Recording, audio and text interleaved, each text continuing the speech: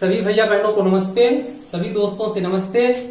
आज हम आपको पढ़ाने वाले हैं कक्षा 12 जीव विज्ञान अध्याय 4 जनन स्वास्थ्य। तो ये जीव विज्ञान का नया चैप्टर है, नया अध्याय है।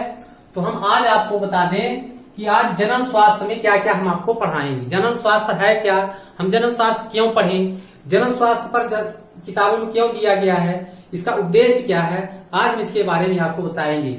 जनन संबंधी कौन कौन सी हमारे शरीर में समस्याएं आ सकती हैं, जनन संबंधी समस्याओं का निराकरण करने के लिए सरकार ने क्या क्या इसका उपाय बताया है, तो आज इसके बारे में हम बताएंगे। तो सबसे पहले चलते हैं जनन स्वास्थ्य क्या है। जनन स्वास्थ्य क्या है, तो शारीरिक, मानसिक, सामाजिक रूप से विकृत विहीन व्यक्ति स्वस्थ कहलाता है, स्वस्थ व्यक्ति कहलाता है। क्या, मानसिक, सामाजिक, भौगोलिक रूप से विकृत विहीन व्यक्ति जो होता है वह कहलाता है स्वस्थ व्यक्ति। अगर स्वस्थ व्यक्ति नहीं, मानसिक रूप से विकलांग है, मानसिक रूप से स्वस्थ है, जन्म की दृष्टि से स्वस्थ है, वह कहलाता है बीमार या रोगी। तो रोग वह दशा है जिसमें व्यक्ति असामान्य होता है, सामाजिक मानसिक में विकृति उत्पन्न हो जाती है, वह व्यक्ति रोगी होता है। तो स्वास्थ्य हम पढ़ रहे हैं, जनन स्वास्थ्य, रोगी तो पढ़ नहीं रहे। तो जनन स्वास्थ्य, स्वास्थ्य है क्या, तो स्वास्थ्य की परिभाषा बता दिए। अब जनन संबंधी स्वास्थ्य यानी जो हमें जनन संबंधी लैंगिक प्रजननों के संबंध में जो जानकारी मिलती है कि वह स्वच्छ बना रहे, साफ सुथरा रहे, कोई प्रकार की बीमारी न हो, उसके बारे में पढ़ेंगे जनन स्वास्थ्य। तो जनन स्वास्थ्य की परिभाषा सुन ले, मानसिक, भौतिक, सामाजिक, भौगोलिक रूप से विकृत विहीन व्यक्ति जो होता है वह स्वस्थ व्यक्ति कहलाता है। तो स्वस्थ व्यक्ति यानी प्रजनन स्वास्थ्य, प्रजनन स्वास्थ्य या जनन स्वास्थ्य हम क्यों पढ़ें, इसका महत्व क्या है। तो सबसे पहले बता दें प्रजनन स्वास्थ्य का महत्व क्या है, किताबों में क्यों दिया गया है, क्यों हम प्रजनन स्वास्थ्य पढ़ते हैं। तो सबसे पहले नंबर 1 लिखेंगे प्रजनन स्वास्थ्य में, पुरुष और स्त्री दोनों में जनन संबंधी जागरूकता लाती है। पुरुष और स्त्री दोनों में प्रजनन स्वास्थ्य संबंधी जागरूकता लाती है। दूसरा नंबर 2, परिवार नियोजन के तरीकों के बारे में जागरूकता या अध्ययन होता है, जिसे हम ये पढ़ते हैं तो पता चलता है कि स्त्री पुरुष के लिए परिवार नियोजन क्यों आवश्यक है, तो आवश्यकताओं की जानकारी मिलती है। तीसरा, गुप्तांगों, जननांगों, प्रजननांगों में रोग हो जाने पर उनका कौन सा उपचार हो सके, तो रोगों के उपचार के बारे में मनुष्य और स्त्री दोनों को, पुरुष और स्त्री दोनों को इसकी जानकारी मिलती है।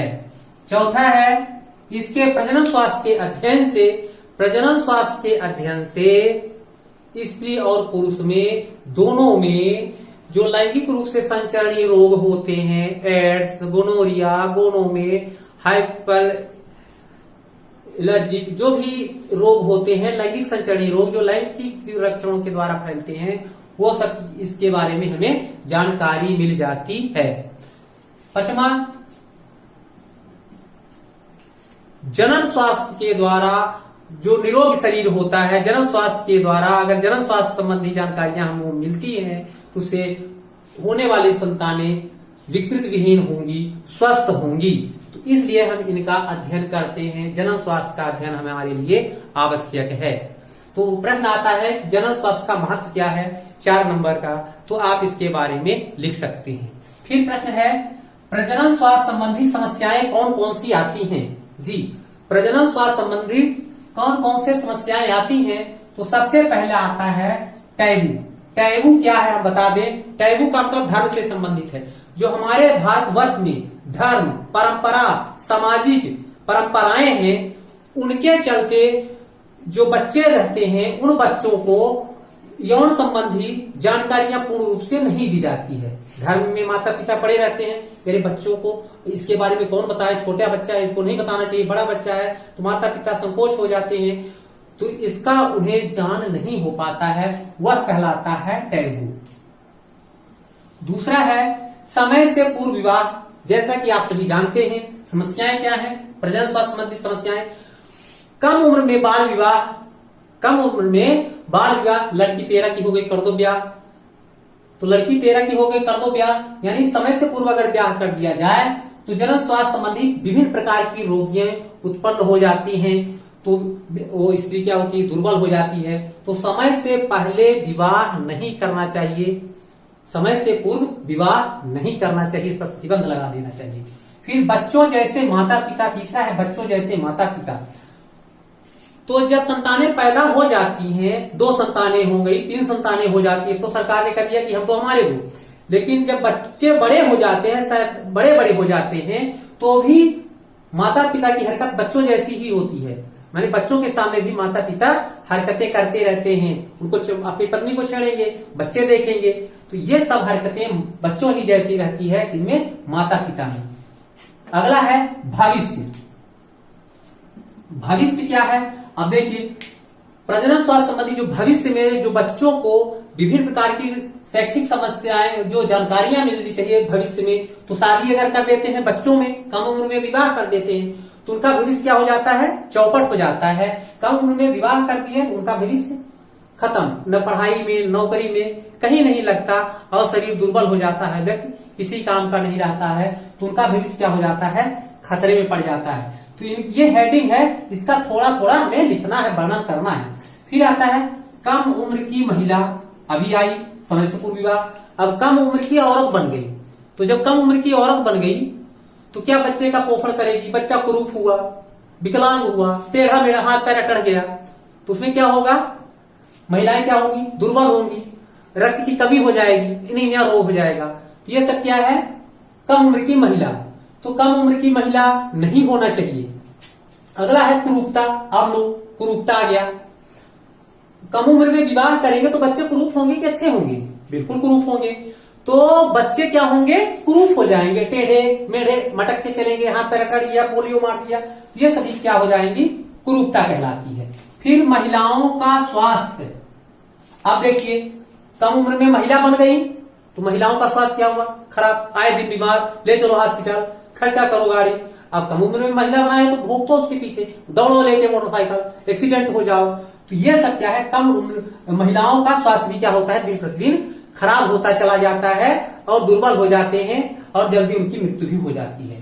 फिर अगली समस्या क्या आती है, प्रजनन स्वास्थ्य संबंधी समस्या, अगली क्या समस्या आती है, जनसंख्या वृद्धि। अब जन्म स्वास्थ्य संबंधी जानकारियां तो है नहीं, अशिक्षित है, अज्ञानता है, तो जनसंख्या वृद्धि लगातार बढ़ रही है। अब भारत के लिए समस्या है, जनसंख्या वृद्धि सबसे बड़ी समस्या है, पूरे देश में जनसंख्या वृद्धि की समस्या चल रही है। खाने के लिए, रहने के लिए, सबके लिए ईंधन उतना है, भोजन उतना है, वायु हवा उतना है, प्रदूषण हो रहा है। तो ये क्या है, जनसंख्या वृद्धि की समस्याएं।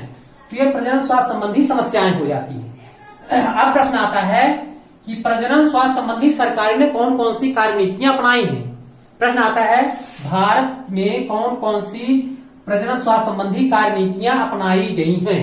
अगला प्रश्न है, तो उत्तर क्या लिखेंगे, जागरूकता संबंधी निम्नलिखित उपाय किए हैं। पहला है कार्यनीतियां, फर्स्ट क्या है, जागरूकता संबंधी उपाय।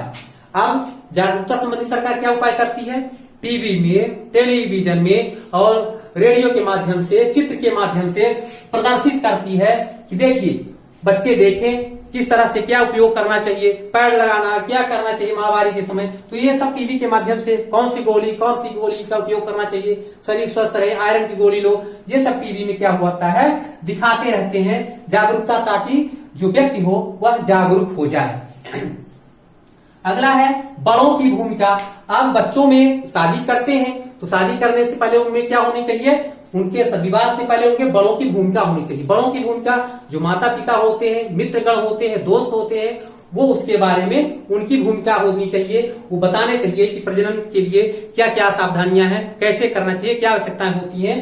तो ये कार्यनीतियां शासन ने बनाई है, उसमें बड़ों की भूमिका जान के लिए होना चाहिए। बड़े उनका शिक्षा दें, उनका मार्गदर्शन करें। फिर यौन शिक्षा, ये जन्म स्वास्थ्य पढ़ रहे, यौन शिक्षा शासन ने लागू कर दिया है कि विभिन्न प्रकार की जो रोग होते हैं, यौन से संबंधित जो भी रोग हो, एड्स, गोनोरिया, गोनो में श्वेत प्रदर्भ, हाइपर, जो भी रोग होते हैं, हाइपी के बाद, तो जो एसटीडी रोग होते हैं, सेक्सुअल संचरणीय, लैंगिक रूप से संचरणीय जो रोग होते हैं, उनके लिए क्या किया है, यौन शिक्षा शिक्षित दिया जा रहा है टेलीविजन के माध्यम से, प्रसार के माध्यम से, चित्र के माध्यम से, और शिक्षा के लिए यह अध्याय किताबों में पढ़ाया जाने लगा है कि यौन शिक्षित हो, व्यक्ति जागरूक हो, कैसे उपयोग करना चाहिए कंडोम, फेविडोम, और परिवार नियोजन के लिए कम संतान पैदा करने के लिए कौन कौन से तरीके अपनाना चाहिए, तो यौन शिक्षा के बारे में यह जानकारी मिलती है। अब देखिए आ गया परिवार नियोजन, ये बता रहे थे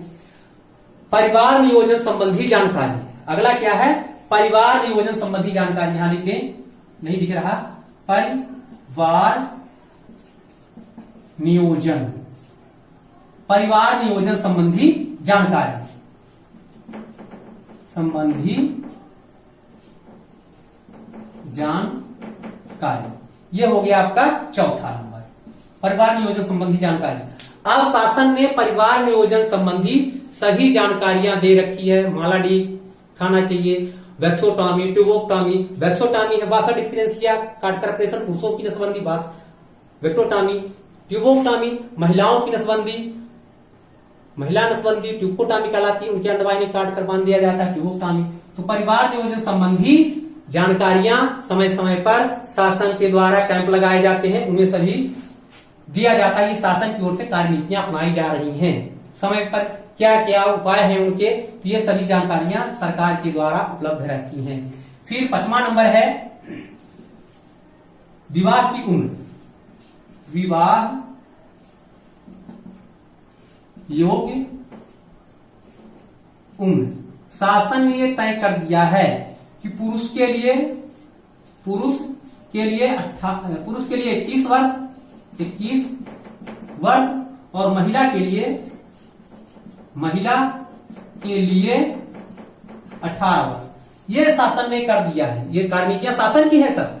तो शासन ने क्या कर दिया कि पुरुष जो है 21 वर्ष की उम्र में विवाह कर सकते हैं, इससे ऊपर कर सकते हैं, कम करेंगे तो जेल जाओ, नाबालिग में आ जाएंगे। और महिलाएं जो होती हैं 18 वर्ष से कम उम्र की शादी महिलाओं की नहीं हो सकती है। ये किसके विवाह योग्य उम्र किसने बनाया है, शासन ने बनाया है।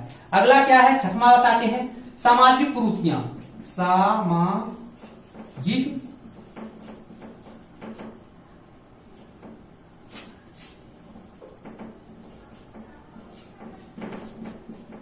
सामाजिक कुरीतियां। अब सामाजिक कुरीतियां क्या है, जो समाज में व्याप्त है कुरीतियां, बच्चे संतान की देन, बच्चे भगवान की देन है, बच्चे भगवान की देन है, बच्चा होगा तो मोक्ष प्राप्ति होगा, लड़की होगी तो वंश नहीं चलेगा, ये हमारे समाज में विभिन्न प्रकार की जो व्याप्त हैं। तो शासन ने कह दिया हम दो हमारे दो, चाहे संतान हो चाहे ठोस कदम उठाया गया, समाज की कुरीतियां जो है अब जानता है उनको शासन ने सीधे बंद कर दिया है। हम दो हमारे दो, 3 से अधिक हो जाएगी, भैया नौकरी नहीं देने वाले हैं, आप भागो, घूमो, चारों तरफ घूमते रहो। फिर है अगला 7वां है लिंग निर्धारण, लिंग निर्धारण। 7वां क्या है, लिंग निर्धारण। अब देखिए लिंग निर्धारण, यहां हम आपको बता रहे हैं लिंग निर्धारण क्या है। तो एम्नियोसेंटेसिस एक ऐसी तकनीक है जिसे भ्रूणीय अवस्था में व्यक्ति क्या करता है, पता लगा लेता है। व्यक्ति भ्रूणीय अवस्था में ही पता लगा लेता है कि होने वाली संतान लड़का है या लड़की। तो लिंग निर्धारण पर सरकार ने कानून प्रतिबंध लगा दिया है कि अगर लिंग निर्धारण की जांच हुई तो जेल जाओ, ये डॉक्टर भी साथ में जाएंगे, आप भी जाओगे। तो लिंग निर्धारण ये शासन की तरफ से सभी जानकारियां कार्यनीतियां किसने अपनाई है, शासन की अपनाई हुई है। तो यह याद रखना है, सभी हम आपको 7 जानकारियां दे दिए हैं, 8 इधर दे दिए हैं। प्रश्न आता है क्या, सुन लो। एक प्रश्न ये हुआ प्रजनन स्वास्थ्य संबंधी महत्व क्या है, क्यों प्रजनन स्वास्थ्य हम पढ़ें। दूसरा है यहाँ पर प्रश्न नंबर 2 है प्रजनन स्वास्थ्य संबंधी समस्याएं क्या क्या आती हैं। टैबू, समय से पूर्व विवाह, बच्चों जैसे माता पिता, भविष्य, कम उम्र की महिला, कुरूपता, महिलाओं का स्वास्थ्य, जनसंख्या वृद्धि, ये हमने लिख दिया है। 5 नंबर का 5 आएगा, 5 का बढ़ाना आप कर सकते हैं। फिर आता है प्रजनन स्वास्थ्य संबंधी शासन ने कौन कौन सी कार्यनीतियां अपनाई है, उसके बारे में आप क्या जानकारी देना चाहते हैं। तो सबसे पहले भैया बताएंगे जागरूकता संबंधी उपाय शासन कर रहे, टीवी टेलीविजन के माध्यम से ये बता चुके हैं। दूसरा बड़ों की भूमिका क्या होनी चाहिए। तीसरा यौन शिक्षा क्यों करते हैं। परिवार नियोजन संबंधी सभी जानकारियां बताना है। सामाजिक कुरीतियां क्या, परिवार नियोजन संबंधी जानकारी। विवाह योग्य उम्र कितना है, 21 वर्ष 18 वर्ष। और सामाजिक कुरीतियां क्या है, लिंग निर्धारण क्या है, तो ये तमाम सारे आपको वर्णन में लिखना है। पहले हेडिंग लिख देंगे, फिर उनका क्रम से वर्णन कर देंगे। तो ये 3 प्रश्न हो गए, 1, 2 और 3। ये 4 नंबर का इससे निश्चित एक आने वाला है, 3 में से एक निश्चित आएगा। तो याद रखना अच्छे से। प्रश्न, प्रजनन स्वास्थ्य संबंधी महत्व क्या है, प्रजनन स्वास्थ्य संबंधी समस्याएं कौन कौन सी है, और शासन की कार्यनीतियां प्रजनन स्वास्थ्य संबंधी कौन कौन सी कार्यनीतियां। आशा है आप समझ गए होंगे। तो तुरंत हमारे चैनल को सब्सक्राइब करें, लाइक करें और कमेंट करें। आज के लिए धन्यवाद।